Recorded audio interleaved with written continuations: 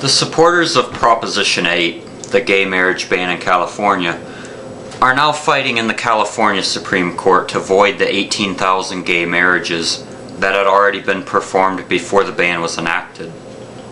Meaning they are trying to essentially go back in time and void marriages that were as perfectly legal at the time as any other. Please take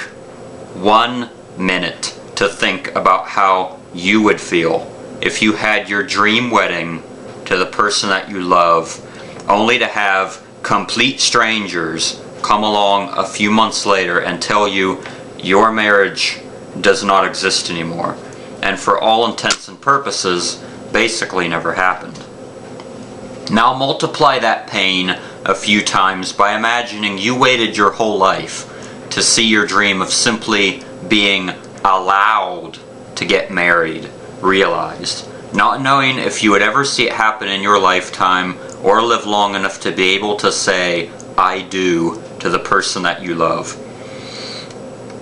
And if placing yourself in the shoes of homosexuals doesn't stir your sympathy, just consider that if the Proposition 8 supporters can go back in time and void marriages that were legal at the time they were performed, this opens the door to the possibility that they could do the same to yours if they decide that they don't think green and blue-eyed people should be able to get married. Banning gay marriage is one thing. Telling people who are already legally married that their marriages are invalid is on a whole new level of outright cruelty and reveals the real nature of these conservative Christians, who frankly are neither.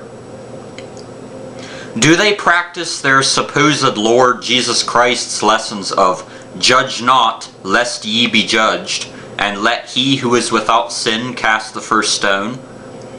Do they focus on charitable works and helping their fellow man, which are supposed to be the central tenets of the religion they claim to follow? No, they spend their lives fighting a relentless, vicious battle to deny rights to fellow law-abiding American citizens, incessantly singling them out as the scum of the earth, when the Bible that they hollowly claim to believe in states that we are all sinners and that no sin is greater than any other sin, leaving them without the slightest justification for incessantly, obsessively singling out homosexuals, even within the pages of the book that they claim to follow. Don't be fooled by these people's claims to be Christian. Look through their euphemisms of moral values, traditional values, and family values, and know that if they succeed in going back in time to ban 18,000 legally performed marriages, that opens up a very, very dangerous precedent. If they can go back in time and void one group of perfectly legal marriages, then what is to stop them from later doing it again to another group of legally performed marriages? Please take a minute and think.